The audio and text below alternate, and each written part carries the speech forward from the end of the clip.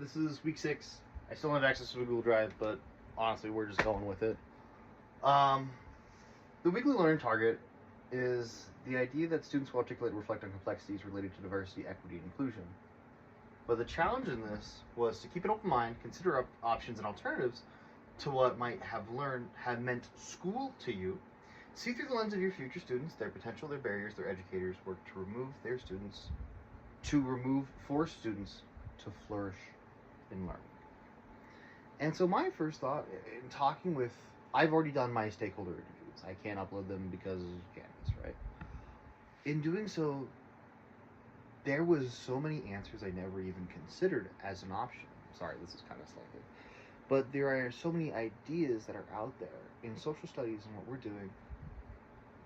There have been instances of students coming to the United States because they're fleeing a war. And I think that's one lens we should look through. When I went to high school, there were Syrian refugees because they were escaping a civil war.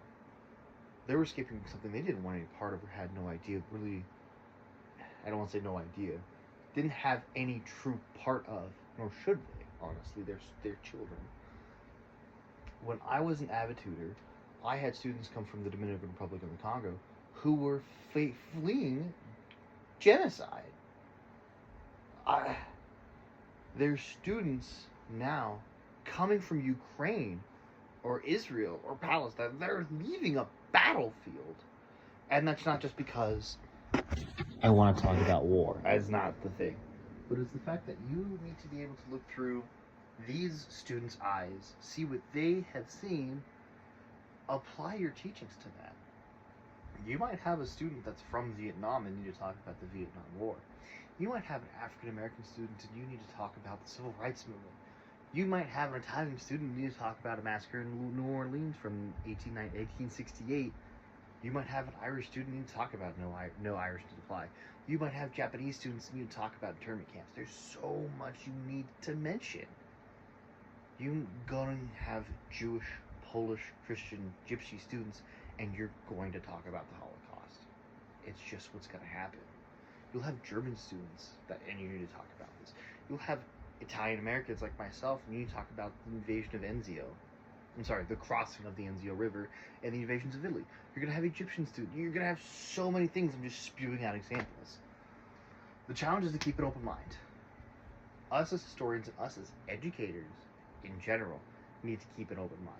Once you introduce a bias into a subject, you become, you stop being an educator at that point. You just stop. When you influence a bias into a classroom, the ideas and the perspectives you can introduce are null and void. Because now you're not introducing a pure educational standpoint, you're introducing your own doctrines. Consider options and alternatives. I'll throw this out there. I'm a Christian. I'm a moderately Republican. I want to say Republican, moderately right-winged. But, there's certain things on the left that make more sense to me, that makes more sense for America, that I would say, yeah, this is how you do it.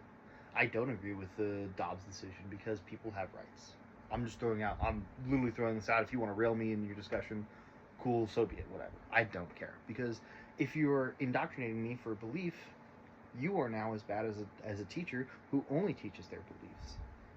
I'm throwing this out as a moment of vulnerability because it needs to, I'm just saying this as an example. I'm going to go back to my original point.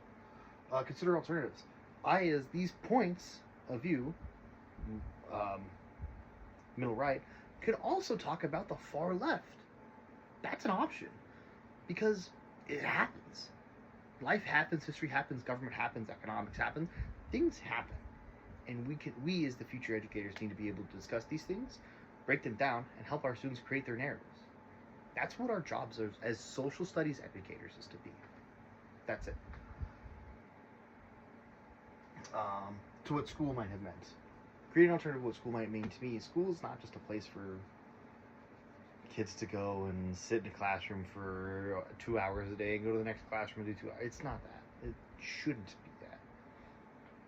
Something I was talking to my mentor teacher about today, I just got out if you can't tell, was that some of these students don't even have internet at home, so this truly is a place for learning. But some students might have an abusive household that they really don't feel comfortable at talking, and this is a sanctuary for them.